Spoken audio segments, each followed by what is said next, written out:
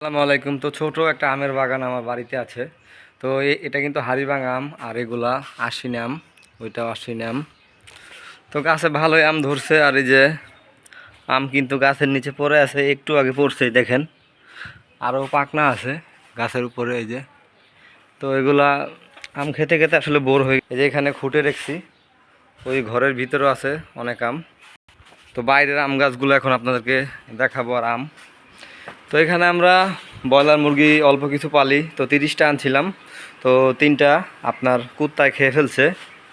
উপরে রসুন আছে। তো এগুলাও আশ্বিনী আম। তো আশ্বিনী আম মোটমাট 3টা 4টা আছে। এই যে ভালোই আম ধরছে মশলা দিলে। এগুলো হাড়িভাঙা আম এই যে। তো অনেক হয়েছিল, পড়ে গেছে ঝড়ে। আর এটা কিন্তু রূপালি আম। তো ভালোই আম ধরছে গাছে। আর এই যে আমাদের ছাগল, কি হয়েছে তোমাদের, মন খারাপ? হ্যাঁ, এই যে রূপালি আম।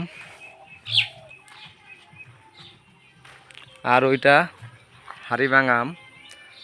আর ওইটা এক গাছে 2 আম, মানে কলপ দেওয়া। এটা ল্যাংড়া আম, এটা কিন্তু রূপালি আম। তো এই গাছও মশলা দিলে ভালোই আম ধরছে দেখেন। তো রূপালি আম এখনও পাক ধরেনি। রূপালি আম, তো আমরা গাছ পাক না আম আমি বেশিরভাগ খাই।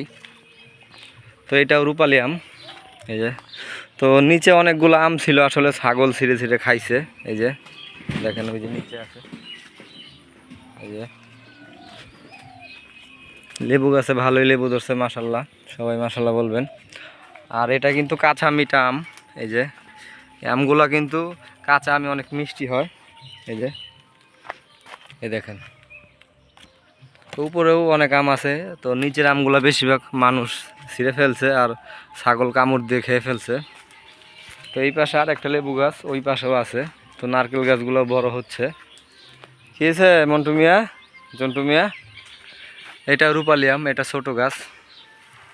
তো গাছগুলো আসলে বেশিরভাগ ছড়াই গাছের জন্য বড় হচ্ছে না। আর এগুলো বেশিরভাগ কলবের আম, তো বড় হয় না, এগুলো ছোটই থাকে।